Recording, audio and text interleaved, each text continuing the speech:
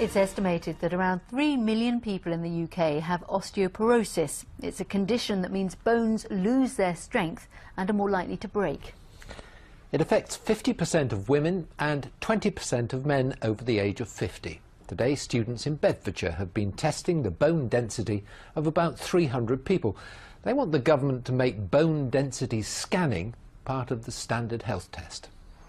Diagnosed aged 45, Deborah Bird from Bedfordshire says osteoporosis turned her entire world upside down. She was forced to give up her career as a garden designer, a job she loved. She recalls the surprise at her diagnosis. Absolute shock and not knowing exactly really what osteoporosis was.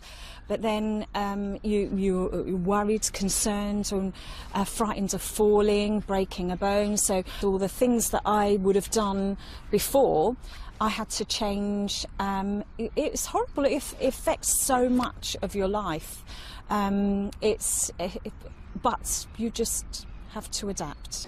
At Central Bedfordshire College in Dunstable, students are running a bone density clinic, checking for early signs of the disease using an ultrasound scan of the heel. Screening programmes like this are common across Europe, but not in the UK. One student has launched a petition calling for change. We learnt about osteoporosis in our Access to Science class, and I was quite upset and outraged that the government aren't actually doing anything about it, really. It's costing the government 1.8 billion per year, but they're not actually doing preventative screening for it.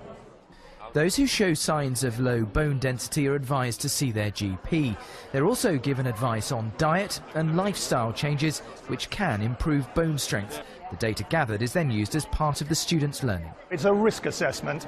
They will use the anonymised data to just analyse the distribution of the people seen today into bone density categories, those who've got very strong bones, those who are average, and those who actually have significantly lower than expected bone density. Charities say widespread screening is impractical, but awareness is crucial. The amount of people that don't realise, and actually anybody who's been dieting or anything throughout their younger years are susceptible to osteoporosis. Unless you break a bone, you're not going to know you've got osteoporosis. So, and more younger people are being diagnosed with it. Deborah is now taking a more positive approach to her condition. She set up a support group in her local area. Neil Bradford, BBC Look East, Dunstable.